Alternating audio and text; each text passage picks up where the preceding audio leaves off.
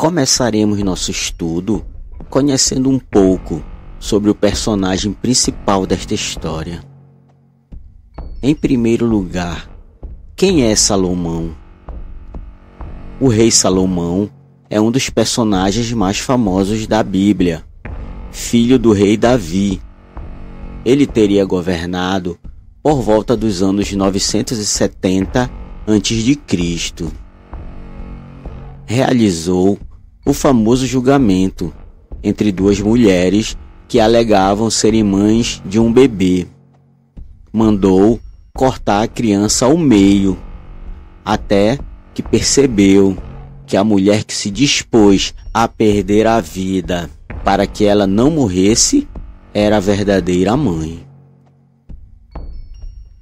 Os feitos de Salomão o tornaram famoso, tanto que surgiram várias histórias a seu respeito que não estão na Bíblia. As mais famosas seriam os demônios que o rei teria invocado e a construção do templo, onde a Arca da Aliança, contendo os 10 mandamentos entregues por Deus a Moisés, teria sido guardada.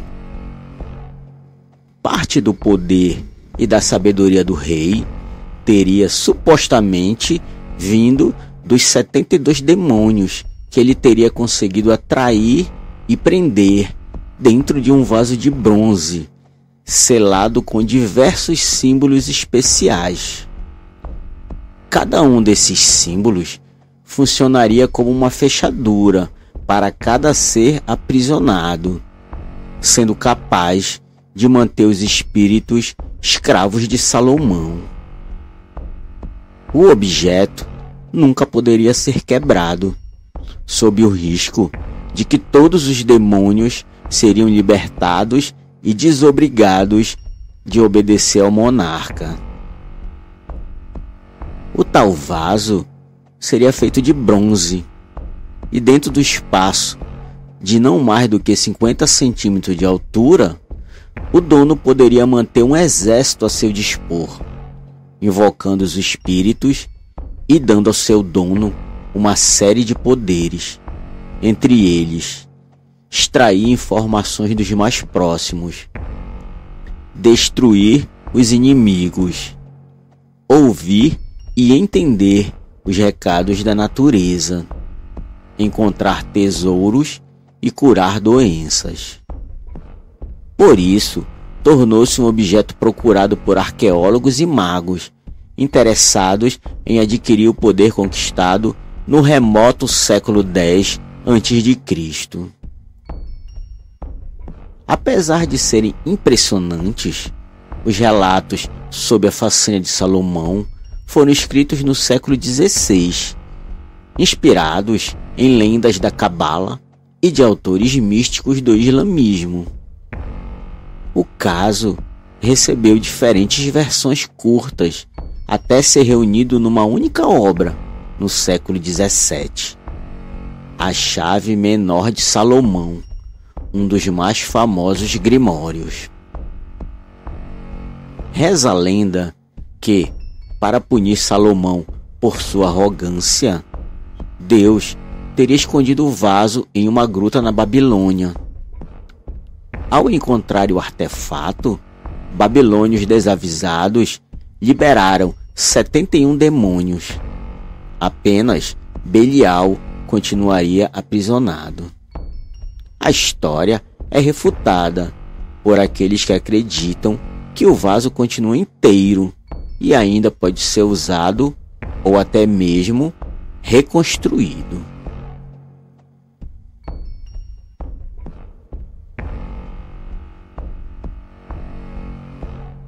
A chave menor de Salomão, ou Lemegeton, em latim Lemegeton Clavicula Salomonis, é um grimório pseudepigráfico datado do século XVII.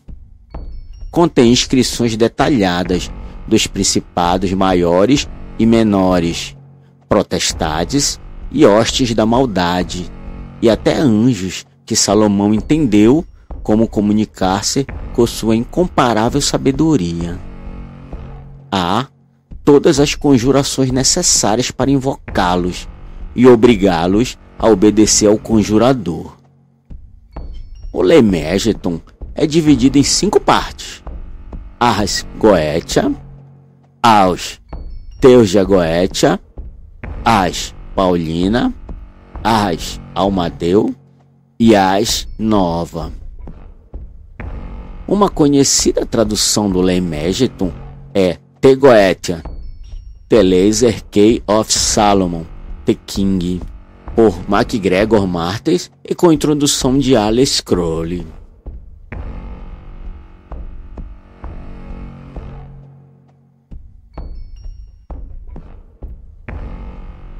Este grimório surgiu no século XVII, mas muito foi retirado de textos do século XVI, incluindo o Pseudo-Monarquia Daemon, de John Weiner. É provável que os livros da Cabala judaica e dos místicos muçulmanos e cristãos também serviram de inspiração, incorporando grimórios medievais tardios. A autoria mística do livro é atribuída ao rei Salomão. Contudo, se trata de uma pseudo-epigrafia, ou seja, falsa atribuição de autoria. A chave menor de Salomão contém descrições detalhadas dos espíritos e as condições necessárias para evocá-los e obrigá-los a fazer a vontade do evocador. Ela detalha os sinais e rituais a serem realizados, as ações necessárias para prevenir os espíritos de terem controle, os preparativos que antecedem as invocações e as instruções sobre como confeccionar os instrumentos necessários para a execução destes rituais. Os vários exemplares existentes variam consideravelmente nas grafias dos nomes dos espíritos.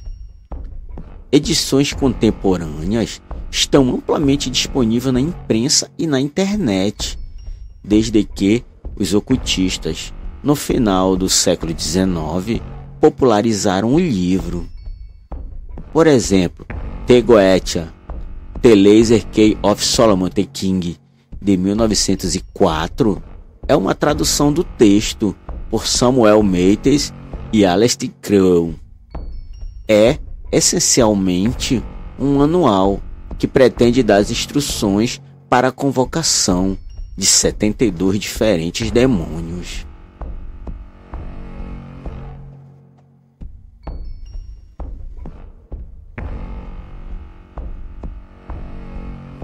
A primeira seção, chamada Ars Goetia, contém descrições dos 72 demônios que Salomão teria evocado e confinado em um vaso de bronze, selado com símbolos mágicos, para que fossem obrigados a trabalhar para ele.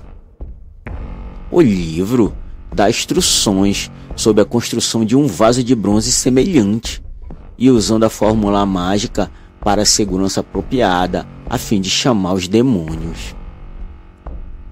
Trata-se da evocação de todas as classes de espíritos maus, indiferentes e bons. Seus ritos de abertura são os de Paimon, Órias, Astarote e toda a corte do inferno. A segunda parte, ou Teuja Goetia, é partilha com os espíritos dos pontos cardeais e seus inferiores. Estas são as naturezas mistas, algumas boas e outras más. O Ars Goetia atribui uma posição e um título de nobreza para cada membro da hierarquia infernal e dá aos demônios sinais que têm de pagar fidelidade ou os selos. As listas de entidades na Ars Goetia correspondem, mas a alto grau variável, geralmente de acordo com a edição, com os da Stepanography de Triméria, circa 1500, e da Pseudo-Monarquia Daemon, de John Weir. Um anexo que aparece em edições posteriores de Pestes e Demônio, de 1563. A edição revisada do inglês Ars Goetia foi publicada em 1904 pelo mago Aleister Crowley como o livro da Goetia do rei Salomão. Ele serve como um componente-chave do seu sistema popular e influente de magia.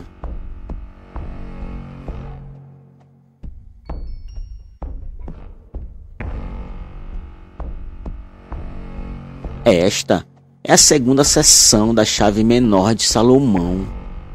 Ele explica os nomes, as características e os selos dos 31 espíritos aéreos, chamados de chefes, imperadores, reis e príncipes, que o rei Salomão invocou e confinou. Também explica as proteções contra elas, os nomes dos espíritos e seus servos, a maneira de como invocá-los e sua natureza, que é o bem e o mal.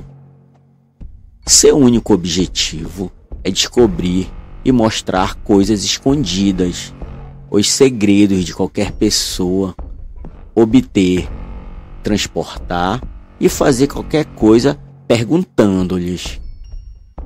No entanto, eles estão contidos em qualquer um dos 4 elementos: terra, fogo, ar e água. Esses espíritos são caracterizados em uma ordem complexa no livro, e alguns deles, a sua ortografia tem variações de acordo com as diferentes edições.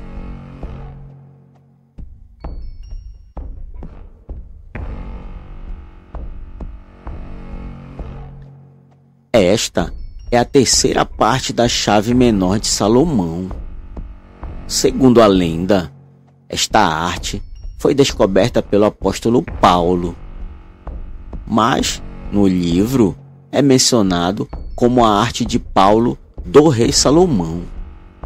O Ars Paulina já era conhecido desde a Idade Média e é dividido em 2 capítulos deste livro. O primeiro capítulo refere-se sobre como lidar com os anjos das diversas horas do dia, ou seja, dia e noite, para os seus selos, sua natureza, os seus agentes, a relação desses anjos com os 7 planetas conhecidos na época, os aspectos astrológicos adequados para invocá-los, o seu nome, a conjuração e a invocação de chamá-los na mesa da prática. A segunda parte refere-se aos anjos que governam sobre os signos do zodíaco e cada grau de cada signo, a sua relação com os 4 elementos: fogo, terra, água e ar, seus nomes e seus selos. Estes são chamados aqui como os anjos dos homens, porque todas as pessoas que nascem sob um signo zodiacal, com o Sol em um grau específico dele.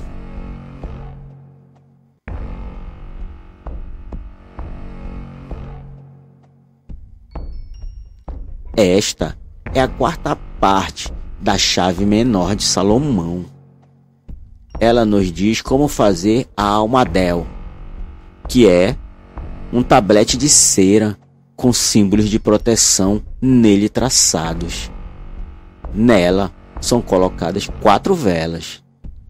Este capítulo tem as instruções sobre as cores, materiais e rituais necessários para a construção do almadel e as velas. O almadel também fala sobre os anjos que estão a ser invocados e explica apenas as coisas que são necessárias e que devem ser feitas a eles, e como a conjuração tem que ser feita. Também menciona 12 príncipes reinantes com eles. As datas e os aspectos astrológicos tem que ser considerado mais conveniente para invocar os anjos. São detalhados mais resumidamente.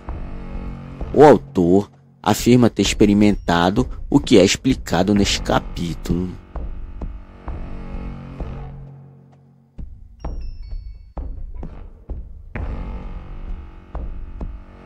Esta é a quinta e última parte da chave menor de Salomão.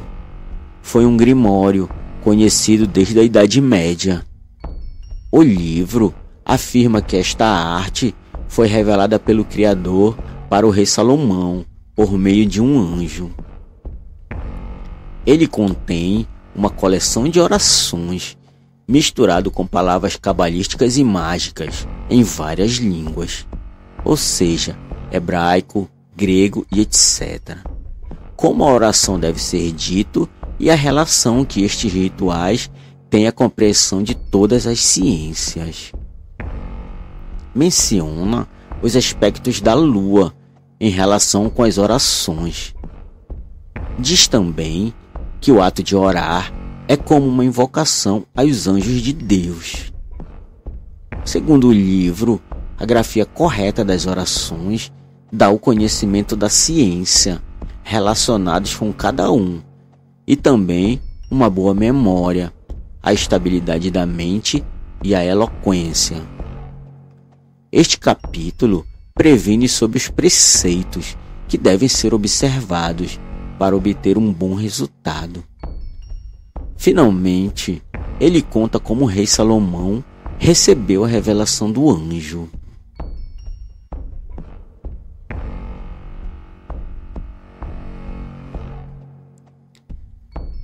Também conhecido como selo de Salomão, deve ser colocado sobre uma roupa branca. Isso faria os demônios aparecerem diante da pessoa, numa forma física, não assustadora, e falando o mesmo idioma de quem o chamou. O selo deve ser forjado como um amuleto, de ouro ou prata, e usado sobre o peito.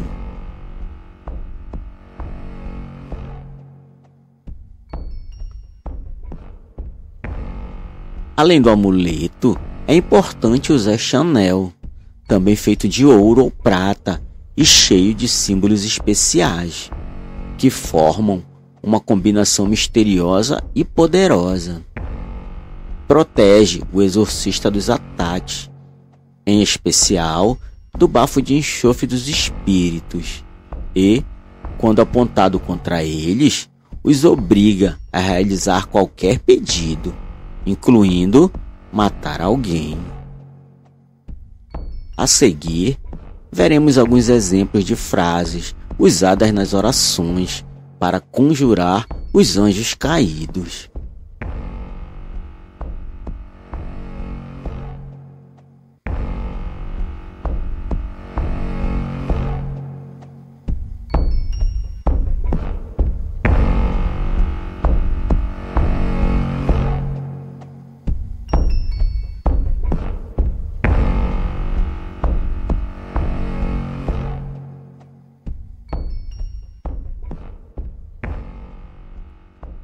Então, gostou de nosso conteúdo?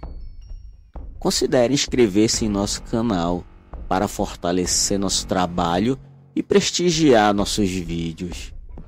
Muito obrigado, um grande abraço e até a próxima.